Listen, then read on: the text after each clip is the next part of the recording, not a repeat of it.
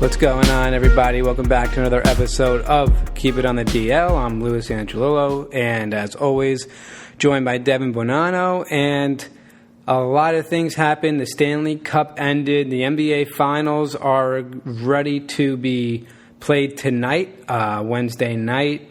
Baseball playoffs are underway, and NFL is going strong. So let's start off with the Stanley Cup. Lightning take it in 6. Dev, that was my prediction. I said Lightning in 6. It happened in 6, although it looked like they were going to get it done in 5, but did not pull out the Game 5 overtime winner. And Dallas came out in Game 5 and won, which was kind of surprising. I thought Tampa outplayed them most of the game in Game 5, but they were just able to squeak by. And then in Game 6, Tampa dominated. Vasilevsky shut him out. And they were just a better team in the series. And Victor Hedman takes home the Stanley Cup MVP award. So congrats to the Lightning. Long time coming for them. They've been to a lot of playoffs in the last few years and some early exits, but this year they were able to, I guess, rest up after a long break and go after the Cup and win the title. Yeah, no, I completely agree with that. I'm not a big Lightning guy. For some reason, I can't stand Hedman and I cannot stand Kucherov. But now they're Stanley Cup champions. But on the other end of the spectrum, I've always been a huge Stamkos guy. I'm so happy for him. He's been obviously the Lightning's pride and joy for the past 12 years or so. Ever since he got drafted, and he's always been such a professional, an absolute superstar. Really great to see him at least get on the ice and, of course, score that goal in Game 4, I believe. So really happy for Steven Stamkos, for him to finally hoist the cup as the captain of the Tampa Bay Lightning. And from a Devils perspective, the Devs traded Blake Coleman, one of my favorite players on the Devils, to the Lightning at the deadline, and he was a huge piece of this Tampa Bay Lightning team in the bubble. The Lightning fans are going to love him when they see him play live. Had a key goal in Game 6. I believe it was credited as the game-winning goal for the Lightning in Game 6. Really cool to see him hoist the Stanley Cup. Great guy there as well. From a series standpoint, it was a very fast series, high-scoring series. But like we were talking about, Lou, we just thought that the Stars were just a little outmatched. The Stars really just had that one line of with Sagan and Ben, and it proved. I mean, they kept a few games tight, but the Lightning in 6 was definitely the pick. And this Lightning team needed it, considering how strong they have been over the past 5 or 6 years. There's always that one team in every sport that has the firepower. They have the stars, they have the regular season record, but they cannot get over that hump in the playoffs. The Lightning were this team, or have been this team for quite some time. So the Capitals erase that huge playoff monkey off their back in 2018. Now the Lightning get to do it in 2020. Now the big question just remains, when is hockey going to get back on the ice again? And I cannot wait already. Yeah, it looks like 2021 hockey is going to get back on the ice, but the draft is next week. And I said in the beginning, too, I said Dallas can play. Dallas has that defense the most point-producing defense in the playoffs. Klingberg was outstanding. He remained outstanding. And that defense did a lot, but we said it. We said Jamie Benn needs to get going. Tyler Seguin needs to get going. And they really ain't come up in the Stanley Cup. And that's ultimately why you see the Lightning hosting the Stanley Cup at the end there. The Stars couldn't get their stars going in Sagan and Ben to score. They were still relying on that defense, and it's great to see your defense score, but to rely on it, not great. It's like relying on your 5, 6, 7, 8 hitters in your lineup, and then your 1, 2, 3 hitters just never got going. At some point, you're gonna need those top players to perform, and Dallas didn't get it. Absolutely, and they got a lot to be happy going forward. I mean, Khudobin stood on his head. Outstanding. Absolutely outstanding. He played a great series. They got a few great young defensemen there. And, of course, you still got Sagan and Ben up front, too. So the Stars are going to be very competitive next year and definitely a force to be reckoned with in the West. Yes. So that does it for hockey. Season's over. Congratulations on the bubble. They really crushed it, the NHL. Not one positive test. Just kind of wish you got to see some maybe family members be able to be joined, like you're seeing in the MLB right now. They got some family members in the stands. Would have liked to see that for hockey, especially for young kids out there just playing in their first playoff. But other than that, great job for hockey getting this done and awarding a Stanley Cup winner. Now we had what was that? Well, Lou, I just want to say one thing real quick before we move on from hockey. We actually do have a big hockey story today. Henrik Lundqvist, arguably the greatest goaltender in Rangers history, had his contract bought out by the Rangers this morning. He's 38, he still wants to play. But from a Ranger fan perspective, I mean, all Ranger fans have to be very upset with seeing Hank leave. He was a cornerstone for the franchise. He was arguably the best player they have had over the past 30 years. He's going to have his number retired. He's going to be a Hall of Famer, absolutely deservingly so. And not to bring up, obviously everyone knows I'm a Devil fan, but from a Devil fan and even Islander fan's perspective, you just love to see how he never got a cup and how the Rangers never did. And I hope I never see that in my lifetime because I will never go to sleep ever again. But I hope he wins a cup somewhere else because from a hockey fan perspective, you just have to appreciate his greatness, how well he played, how much of a professional he was. I mean, he always exemplified everything in the correct manner, went about everything in the right way, and the guy he won the Vezina Trophy in 11-12 when the Devils eventually beat the Rangers in 6 to go to the Stanley Cup Final. And he was 3 games away from winning a Stanley Cup himself in 2014, which was the closest he ever got. So very well deserving for him to go to the Hall of Fame. I hope he gets to become a backup with a Stanley Cup contender for next year. Yeah, you could call him the Joe Montana of goaltenders. Not Joe Montana. I'm sorry. Dan Marino of goaltenders. Just never getting that cup, but definitely one of the greatest goalies the NHL has ever seen. But yeah, I compare him to Dan Marino, just never being able to get that Super Bowl, get that Stanley Cup.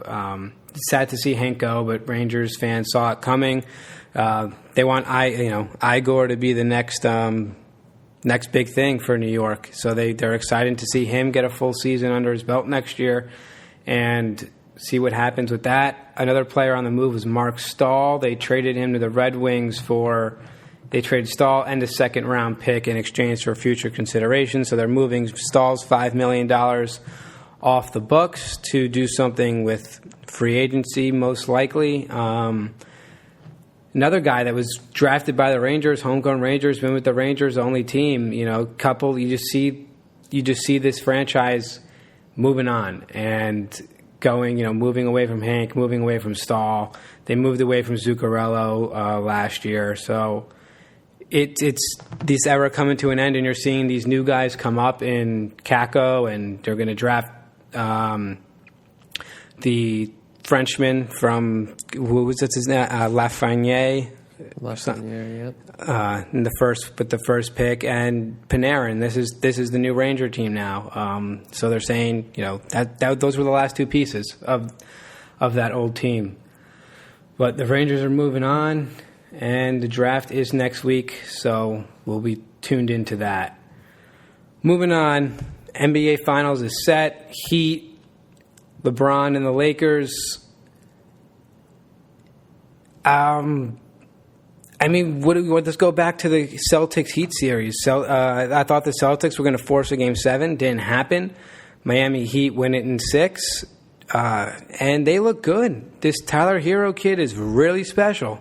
He's good. He can come off the bench and hit a lot of shots, make some key buckets. Jimmy Butler plays great defense, doesn't turn the ball over a whole lot. Bam's a great defender in the paint.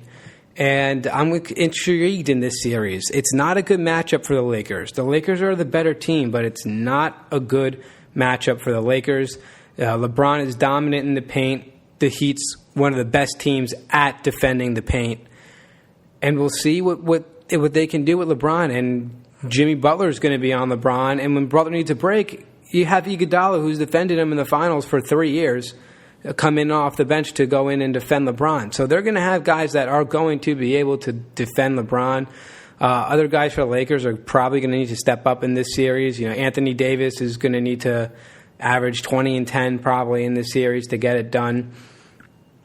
And Bam's going to have to step up and guard AD. That's a great matchup you're going to see. Bam and AD going at it. Jimmy Butler, LeBron, Iguodala, those three going at it, offensive, defensive end. And they get these guys hitting threes for the Heat, Duncan Robinson, Hero. We'll see. I really think anything can happen in this series. I'd be surprised if it's anything less than 6 games. I'll be surprised. I'll be surprised too. I think 6 is right around the number. If it goes 7, obviously it's anyone's game. If it goes 6, I really see the Lakers closing it out. I'm rooting for the Heat here. I think there's a ton of value in betting the Heat in this series just because of how well they've played throughout the entire playoffs. They are on a roll. They have everybody playing well between Jimmy and Adebayo and obviously Tyler Hero, who seems to never miss a shot ever. And they're obviously very, very well coached with Eric Spoelstra. And a cool little storyline here, too. You got LeBron going up against Spoelstra, who coached LeBron for 4 years down in Miami, with the Big Three way back when. Seemed to be the only coach LeBron didn't have a problem with, right, with his team? Yeah. In the Cavs. Yep. So the Cavs went through, 3 coaches? The Lakers are on their second coach. Yep. I guess he likes was there Spoelstra. all 4 years. Yeah, and rightfully so. I mean, and Spoelstra's story is really cool, Lou. I don't know if you ever knew this, but he started up as a video intern for the Heat, I believe, in the late 90s, and has worked his way up to become the head coach. So his story is really cool. I think the Heat are going to cause a lot of problems for the Lakers. The Heat tend to play a little small, though, and that's the thing. You still have, on the other side, you have AD and you have LeBron. You have 2 guys that can obviously shoot the 3, 2 guys that can drive the paint, play inside. So that might be a problem for the Heat. But we'll see. I mean, the Heat have been playing well against everybody and have not really had too much of a problem, to be honest with you. Yeah, they have been playing well against everyone. And that's why I think if you're betting in this series, I'm not touching the Lakers. I'm going to take the Heat when I like them. I like them in Game 1. I'm going to take the Heat with the points in Game 1. If they go down to the Lakers, maybe I'll take the Heat money line. Or if the Lakers go down to the Heat, that may be the only time that I'll take a Lakers line, is if they're down a game or 2 in the series. Then maybe I'll go with the Lakers line. But I really like the Heat throughout this series. And I think a lot of unders are going to hit. Don't go crazy on the over in this series. This is going to be a defensive series big time. I mean, I would be surprised if we saw both teams score over 110 points each in one game.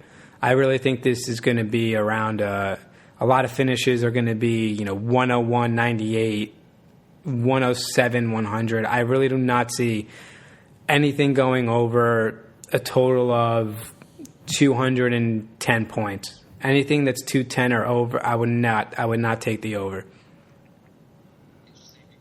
Interesting, because the over-under is set at 214.5 tonight, and I like the under in this game too. I think exactly for those reasons, Lou. I think it's going to be a low-scoring affair. I can see it being high-scoring in the first half, but really slowing down in the second half.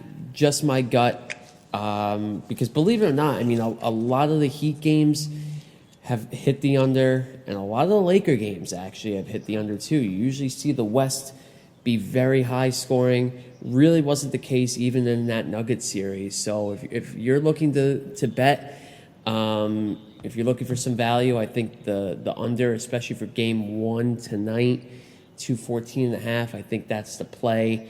But I think as the series rolls on, I think you're going to see the over-under really be set around 206, 207, and that's going to be a tough That's going to be a tough call. I agree. So game 1 tonight, Wednesday night. And do they play 2 in a row? They have off. Do they play Wednesday? I think they have off. I'll look it up now. Gotcha. But I think the last I checked, they have off. They do. They play tonight, Wednesday, followed by Friday, game 2, and Sunday is game 4. That's game 3. Excuse me. That's so stupid though. They're playing on a Sunday, on an NFL Sunday. Why do they have to do that? Why space it out? I'll be watching football, but me too. 3 wild turkeys just walked through my backyard. Huh. I do not see that There you often. go. Just wanted to point that out. The wilderness. All right. the wilderness in Pleasantville, Crazy. New York. Baseball, football. What do you want next? Well, let's talk some Well, baseball. what just happened, Freddie Freeman just walked it off for Atlanta in finally breaking a scoreless tie in, the 13th inning? 14th inning? 13th inning. 13th Bottom inning. of the 13th. Yep. Atlanta wins 1-0. The Reds had so many chances in this game to put up multiple runs. They failed. They had runners in scoring position with nobody out in this game, and they failed. Braves get a huge Game 1 win. I really thought whoever won Game 1 of this series was going to win it all. Not win it all, but win the series. So I think the Braves are going to win this series now. But Game 1 was so important to the Reds throwing Bauer, the potential NL Cy Young winner, having Sonny Gray and Castillo Games 2 and 3. They really need to win tomorrow. Anything can happen in Game 3, but I don't think the Braves are going to lose 2 in a row. I mean, both pitchers in this game were outstanding. Bauer and Fried were unreal. Just the postseason history, no game has ever gone more than 11 scoreless. So yes, that was something in itself right there. Just what a game that just ended. it really was. And I was going to bring up that stat, Lou, so thank you very much for bringing that up. But, I mean, I know it's not October yet. Tomorrow is, but I'll say it for the argument's sake anyway. I mean, this is October baseball at its finest. It's beautiful. It really is beautiful. I mean, a lot of people say baseball is so romantic. This is a perfect example to me. You know, I mean, you have an absolute pitcher's duel in the playoffs, let alone Game 1 is the most important game in this series because it's do or die tomorrow for the Reds anyway. You know, so you needed to not miss a beat. You need to get a head start and win this game. And both of these pitchers came out to play between Bauer and Fried. I really hope the Yanks make a big push for Bauer. I've always been a big fan of his, but we'll save that for the offseason. I don't know what's going to happen tomorrow because the Reds have been playing very good baseball. The Braves have been very iffy towards the home stretch of the regular season. But 2 very, very evenly matched teams. Throw away the seeding for baseball this year. It really doesn't mean anything, except maybe in that Dodgers Brewers series. That's pretty lopsided. But everything else is relatively close. So even if the Reds come back and win this series and are the 7th seed and advancing, it's not your typical playoff format where it's going to be an upset. I mean, the Braves and the Reds, I was very excited for this series. And I'm very excited for the A's and White Sox series. Same thing. Right now, I know when we release this, the game will be final, but the A's probably will come out and win this game to tie the series 1-1. But the White Sox could have been the number 1 seed easily. I believe they were until last week. They could have won the It's Central. a very, they very, weren't going to pass the Rays, but they could have won the Central, yeah.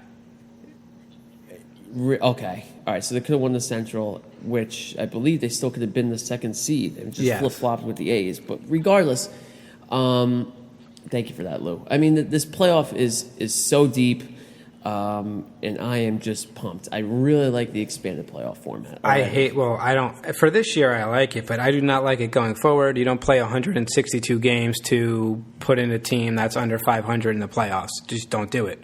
That's why you play 162 games, so you get a huge sample size and you know what teams are for real and what teams are not. I hate the expanded playoffs. I do like it for this year, though. It is fun. It is interesting. But going forward, absolutely not. We need to keep this as like it was. The wild card game's enough of the, just the one-and-done game. Definitely don't like the playoffs like this moving forward. You don't play 162 games to let everybody in the playoffs. Just stupid. But yeah, Atlanta's up 1-0 in the series, a series that just ended. Houston beat Minnesota. Minnesota now on an 18-game losing streak in the postseason. That is just unbelievable. 18 losses, 13 by the hands of the Yanks, 2 more to the Astros. And the Astros team they just put up 3 runs in the series. These Twins bats were completely silenced in this series. Eddie Rosario got thrown out of the game today, a cornerstone of that lineup in left field. Just ugly for the Twins, just ugly. I don't know when the next time this team is going to win a playoff game. They were really ugly. Another series that looks over is Tampa-Toronto. Tampa's up 7-1 in the third already. Toronto really needed to win last night. They really did. They took out Snell early, and they didn't make him pay for doing that. Snell was rolling, I think 9 Ks through 5 2/3, just 2 hits and 2 walks, and Cash pulled him. I wish the Rays made him pay for that. I wish the Blue Jays made him pay for that, but they didn't. They ended up losing 3-0 in that game, but they could not get anything going offensively. And Tampa looks like they're going to roll them 2-0. You just said Oakland and the White Sox looks like they're heading to a Game 3 tomorrow. That'll be exciting. Miami up over Chicago 5-1 in the 9th right now. Miami's going to hold on to win that. And an interesting thing is Miami has never lost a postseason series in their history. Ever. Yeah, that's a freaky stat. Especially, Lou, I mean, they were the one team in baseball that had they were the team in baseball who had the longest postseason drought, 16 years.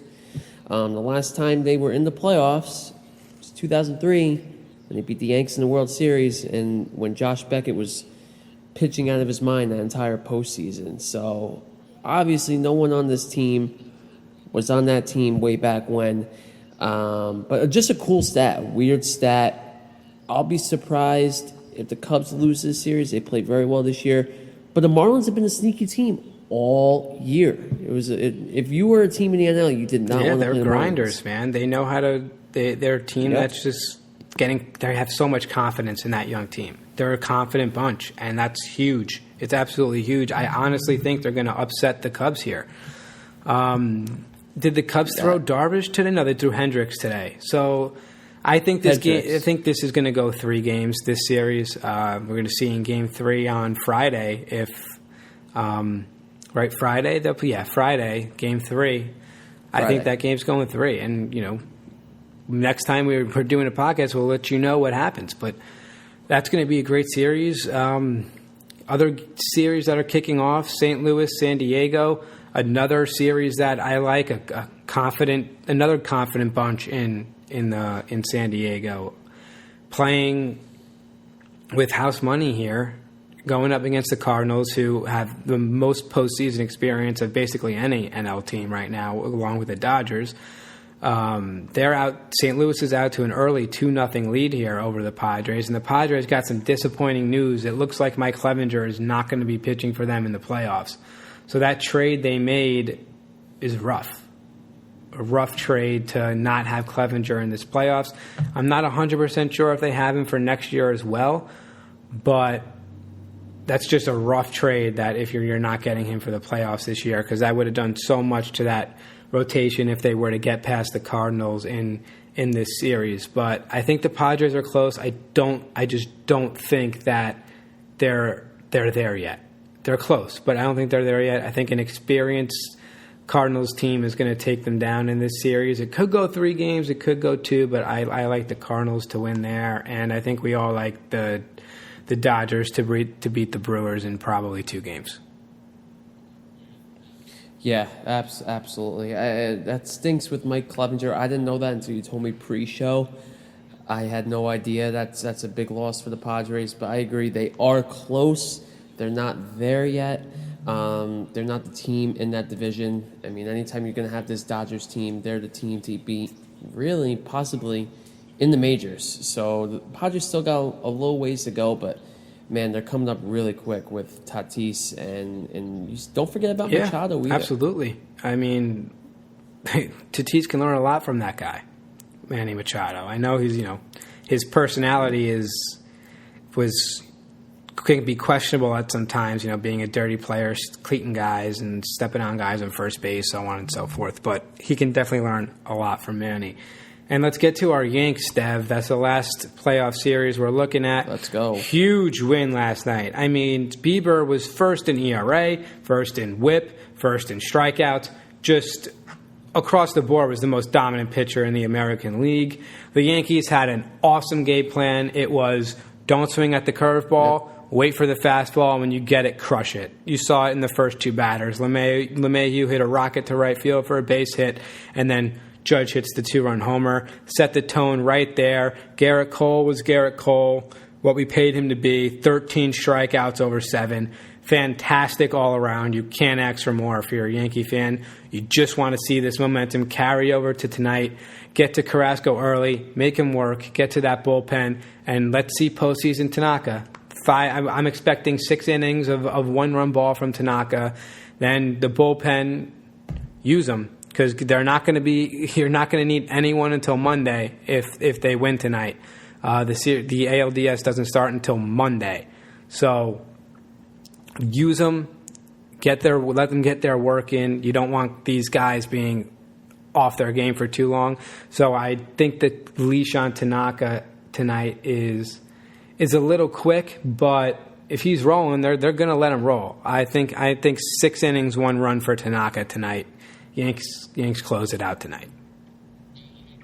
Yeah, I hope you're right, Lou. And I think it's very, very, very important for the Yanks to close it out tonight in Cleveland. Obviously, it's that they don't force a Game 3, but from a pitching perspective, if they close it out tonight, realistically, they can throw out Cole and Tanaka for Games 1 and 2 against Tampa when Tampa wins that series against Toronto. So this is very important. They want to close this series out very quickly. Tanaka has a sub-150 ERA in the postseason as a Yankee. Well, he's only played for the Yankees, but sub-150, very, very important. The offense was clicking last night.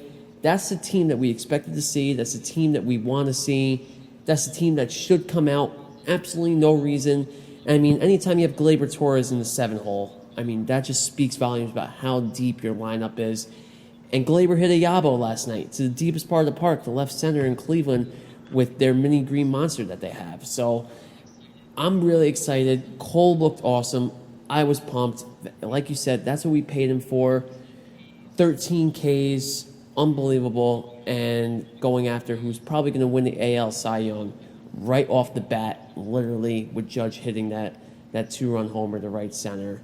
And that's big. I mean, Judge is a great playoff performer, and I think for all the haters out there that don't want to give Judge that contract, you have to look at his playoff performance. That's really what you want at the same time.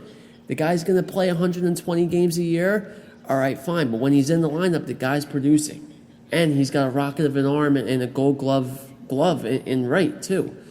And real quick, Lou, before you add on to something, I know Booney was getting a lot of heat for having Gardy in the lineup instead of Frazier.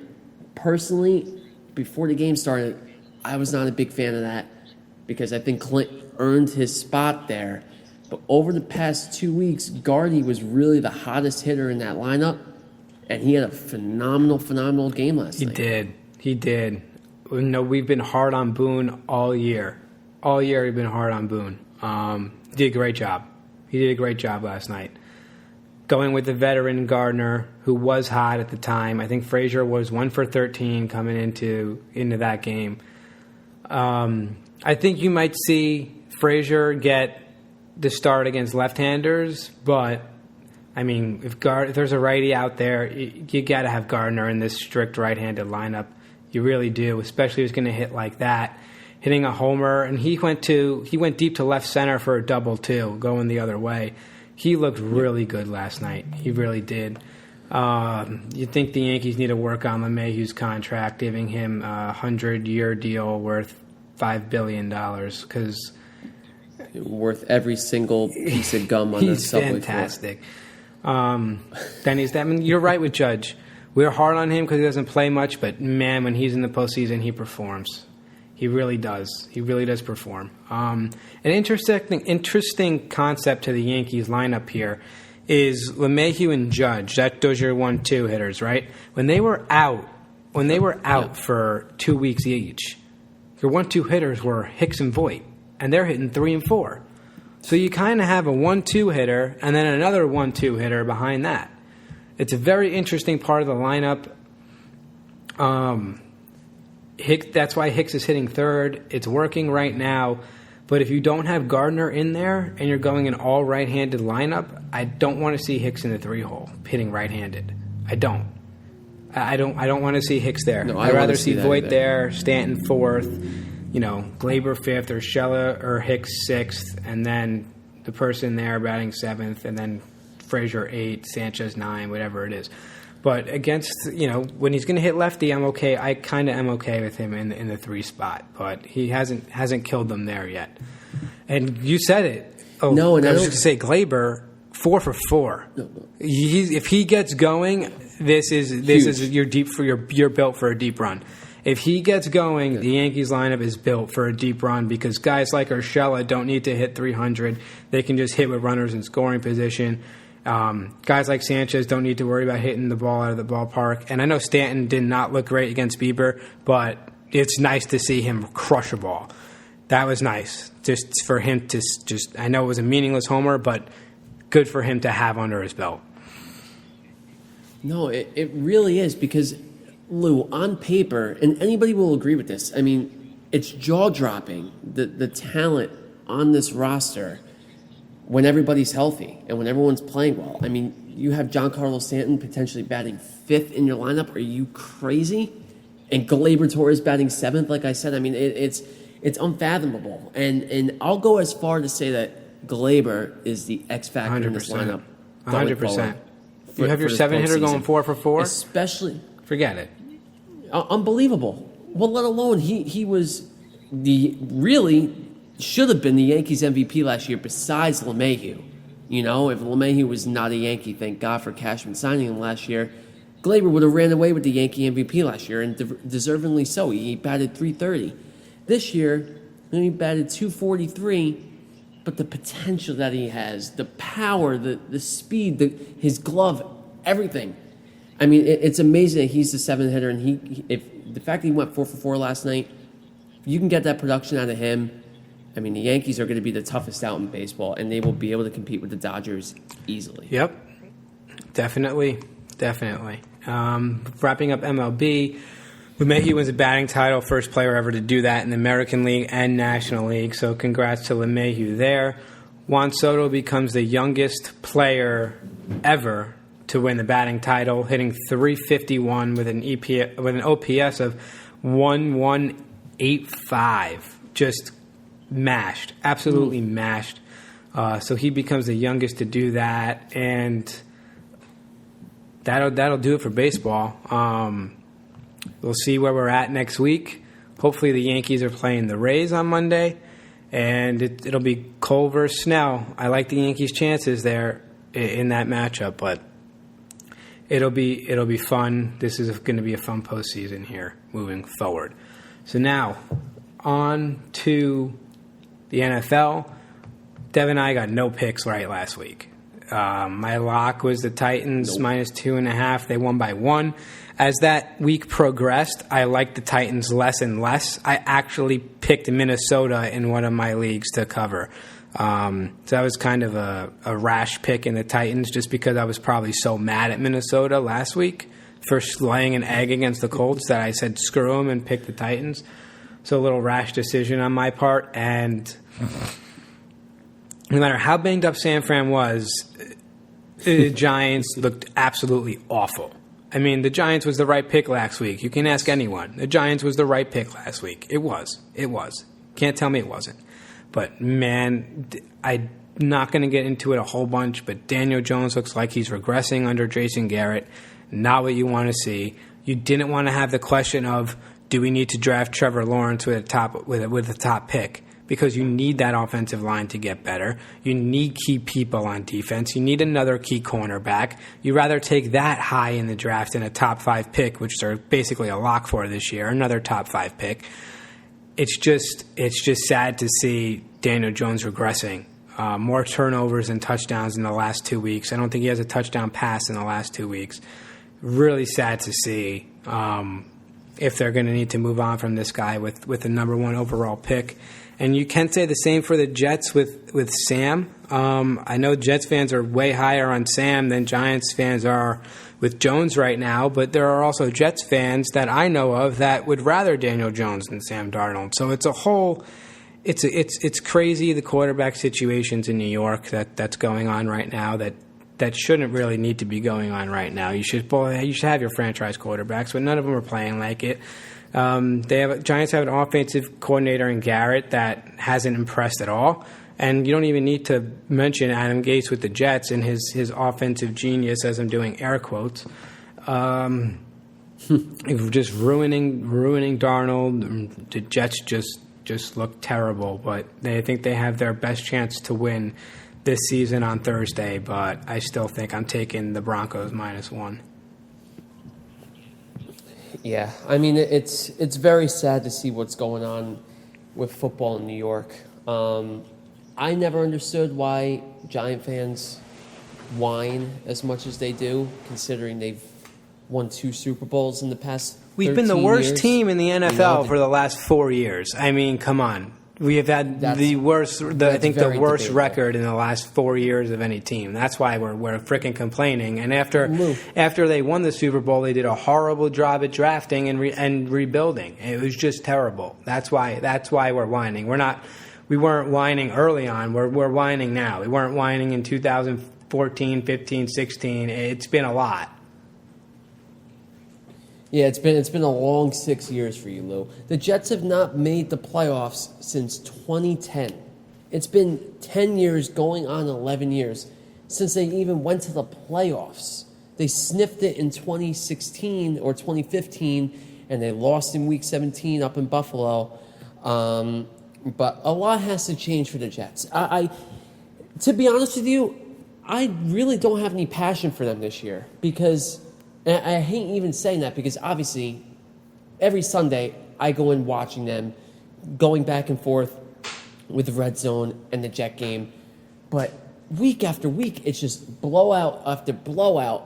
And Adam Gase just turns me off so much because I don't think I've ever hated a head coach in sports as much as I hate Adam Gase. I cannot stand this guy. And I cannot stand how he has the support from the New York Jets owners. I just do not understand it from the Johnson family perspective at all. Then out of the blue this week, you hear, the Jets owners are starting to look at potentially getting rid of Adam Gase if they lose in Week 4.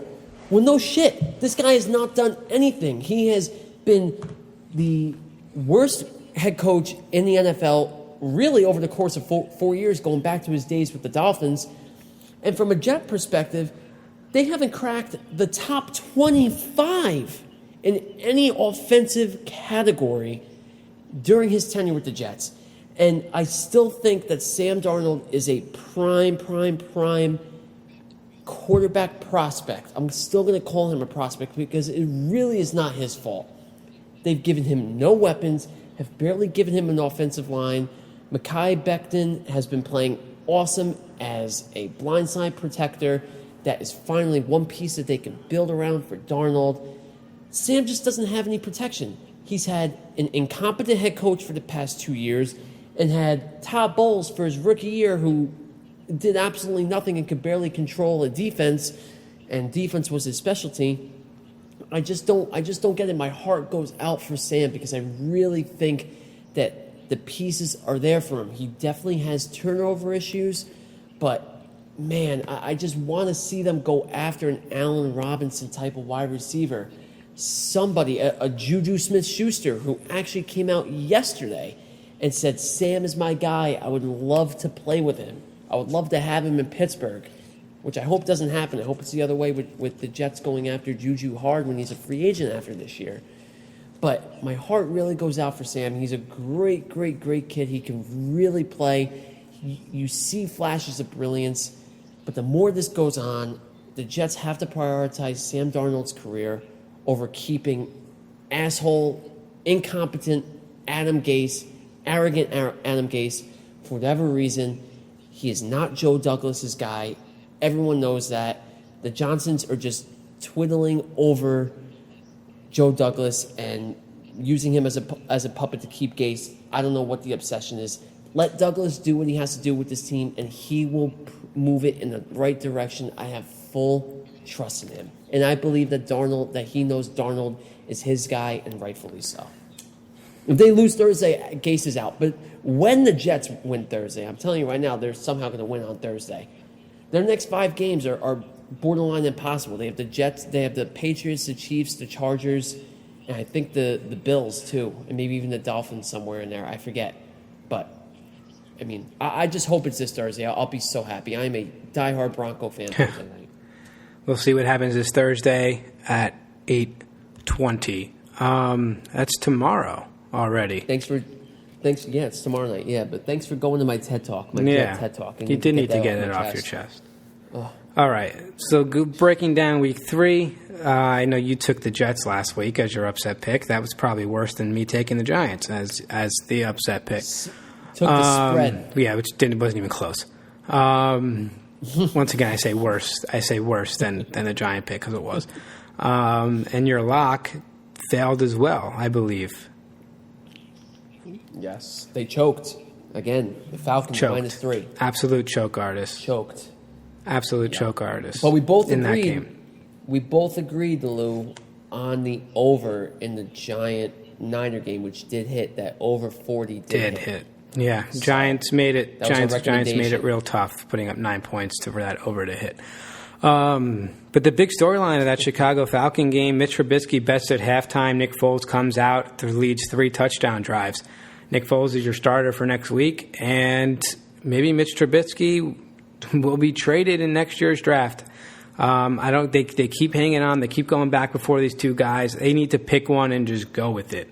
I mean, Foles is not young. I believe Foles is 33, 34 years old. He's got to be up there. He's been. If I'm correct, I think he's pretty old. He's 31. Okay. I mean, he could have another 4 or 5 years, so you're not going to hold on to Trubisky for another 4 or 5 years. So look for Trubisky to be on the move somewhere. Maybe the team like the Redskins. I don't know. But we'll see what their quarterback dilemma is. But Nick Foles is going to start next week. The Falcons, once again, Dan Quinn on the hot seat here. You see another loss, he might get canned. Just can't keep blowing these big leads. You just can't keep doing it. You can't be up 2 touchdowns in the 4th quarter and lose every single time. Or 28-3 in the Super Bowl. There you go. 3rd quarter. Yep. Yeah, 3rd quarter. Excuse me. Yeah, but Lou, when I was on the plane coming back from New Mexico this weekend on Monday, I was watching NFL Live before that awesome Monday night game, which I'm sure we'll talk about in a second. But they were talking about the benching of Trubisky, and Steve Young made a very good point. He said, from a personnel perspective, it's way too early to bench Mitchell Trubisky in week 3. If you're going to get away from Mitchell Trubisky, you have to do that in week 7, week 8, about a month from now. Week 3, when you're 2-0, nonetheless, you can't go back to Mitchell Trubisky. There's no way you can go back and say we trust this guy. You know, you cannot do that. I regardless of how badly he played, if you want to really give him that chance, you can't give him 3 weeks into the season. It's way too early. So even if Foles, which I don't think so, I think Foles is the guy who's going to play well, and Trubisky is done as a Chicago Bear. I think that's all said and done. If Foles were to play badly over the next 3 weeks, how do you bring Trubisky in week 7 and go back and forth for the rest of the season? You can't do that. I agree. I think it was a wrongdoing to Trubisky. I do believe that because the guy is 2-0, whether you like it or not. Definitely was early. It was rash, but I mean the one thing saving him is that it worked out. It did work out. That's the one thing about it. You can shrug your shoulders and say, but it worked out. Another good game last week. Bills were up 28-3. Rams take a 32-28 lead in the fourth quarter with 2 minutes to go, and Josh Allen comes down the field. Boom. Touchdown, 35-32. Bills win, -2.5 spread there. Crazy game if you bet that game. Crazy game. I was staying away from that one because I thought either team could win, and man, almost a really bad beat for Bills bettors. Yep. Crazy game. Yeah, that was a crazy game, and one that you had to stay away from for that exact reason. But again, Josh Darnold. Oh my God, Josh Allen looks like a top 5 quarterback He really in the NFL does. right now. That no one. He can really argue does. that. He looks. And I'm done unbelievable. with Jets fans saying that Sam's still better than him because he's not. You can't make He's that not. argument right now. No. You have no argument for Sam Darnold being better than Josh Allen. None. None at all. Absolutely not. He's the best quarterback from that draft.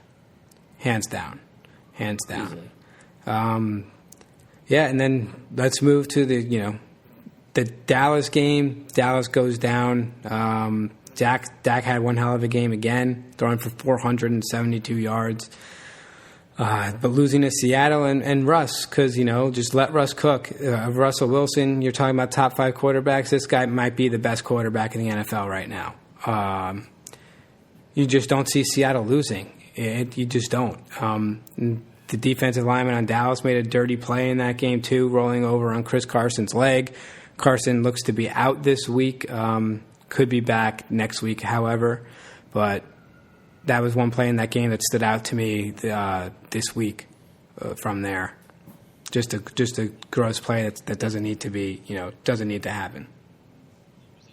No, it was unnecessary. And I know Pete Carroll was very, very upset after that play. And I was watching that, and I thought that was dirty myself. But I tried to give him the benefit of the doubt. I didn't know if he tripped or whatever, but it was clear that it was a dirty play. But now, they still have Carlos Hyde as their backup running back. Very, very serviceable running back. Seattle won't miss a beat and they're very deep. without Carson. No, they won't. They will not. They go to Miami this week, but might be a little trap game there. People that go to Miami's getting a touchdown, crying cross country. Maybe Seattle only wins by 4. I don't know. Green Bay, New Orleans, the Sunday night game. Aaron Rodgers still putting up 37 points. And Saints are in. I'm hitting the not a huge panic button in New Orleans, but with Tom Brady and in that division right now, you're not liking it too much. You're not you're not a huge fan of what's going on right now in New Orleans. I think they'll get it together though, and ultimately string together some football games. But Green Bay looks good. I think Green Bay and Seattle are the front runners for that NFC Championship game. I agree. I think that, real quick, Lou, I was taking a look today. I think there is a ton of value. The Seahawks, as of right now, at least on DraftKings, are plus 1,100 to win the Super Bowl. That's pretty good. Pretty dang good. I think they look like the best team in the NFC. Yep. Monday night matchup, Mahomes, Jackson. This should have been my upset lock because Chiefs, anytime Pat Mahomes is getting plus 3.5 points, you should take that. Yeah, the best quarterback in the NFL is getting, I know I just called Wilson one of the best quarterbacks in the NFL, but when a top 2 quarterback in the NFL is getting 3.5 points, you're going to take them. You need to take them. Rolled over Baltimore, made it look easy. Mahomes did anything and everything he wanted. Anytime the guy goes back to pass, it's just like, I can't wait to see what he's going to do. It's like, all right, he's going to scramble. He's going to run for 15 yards. He's going to scramble. He's going to throw across the field just on a laser and hit the wide receiver right in stride. He's an unbelievable player. He really, if he stays healthy, he's going to break a lot of records. He was the youngest player to reach 10,000 yards on completing that on Sunday. Just unbelievable performance. This Chiefs team is going to be right back in the AFC Championship game, no doubt about it. Absolutely, no doubt. Probably against those Ravens. Lamar can't win a big game. That's another thing really quick. I don't think Lamar has it in him to win a big caliber type game. I think he's the kind of guy that's going to beat every single mediocre team, but I just don't think he has that big game potential. I think, you got to be able, Mahomes is able to drop back, sit in the pocket, and make a throw. I don't see that from Lamar Jackson. I see a running quarterback, a guy that's going to need to run the ball for 115 yards in order to win the game. I don't see a guy throwing for 97 yards, I think, in this one he threw for. It's not going to cut it. You got to be able to just take a 3-step drop, make some big throws, not just scramble, run, Hollywood Brown, 80 yards, because that's all your passing yards come from.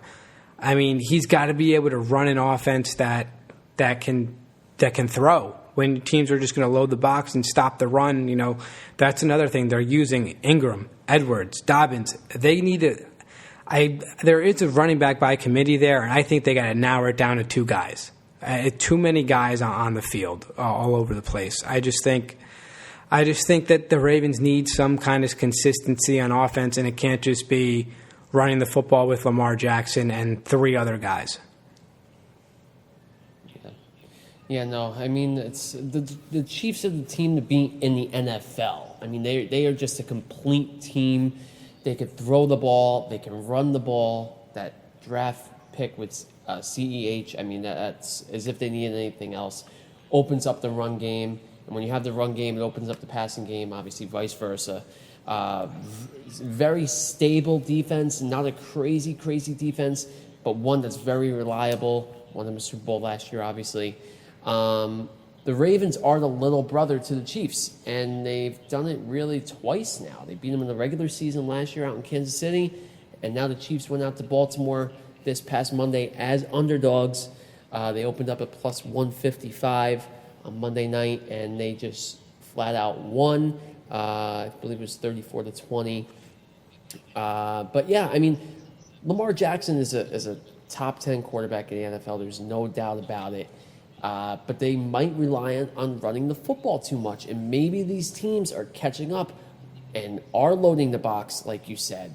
You're not going to be able to just heave bombs to Marquise Brown every play. I think J.K. Dobbins has to have a more increased role in this offense if they're really going to try to take the next step. But it's going to be interesting. I mean, the Ravens have a better defense than the Chiefs, so maybe that's where they're going to edge them out. But it's going to be them two in the AFC Championship game. There's no doubt about that. Maybe the Pats are going to sneak in. I don't think so. I certainly hope not. I know your brother would be happy about that. But yeah, I mean, Mahomes is such a pleasure to watch, dude. He is just so electric. So fun. I mean, the throws that he makes, they're stupid. Yeah. Throwing across his body 30 yards across field. It's just like unbelievable. And he can run too. I mean, he's a crazy athlete. And I mean, the dude's already getting married and is going to be a father now, which I can't even imagine. He's our age, which blows my mind. But I guess that's what you do when you have $550 million. Yeah. I guess that's what you do.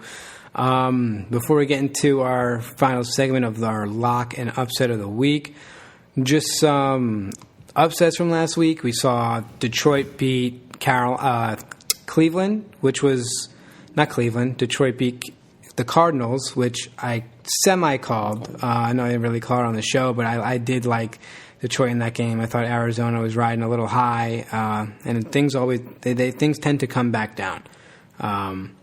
Same thing with the Chargers. I said, all right. I know the team didn't really have time to prepare for Herbert. Now Carolina got to see him on film.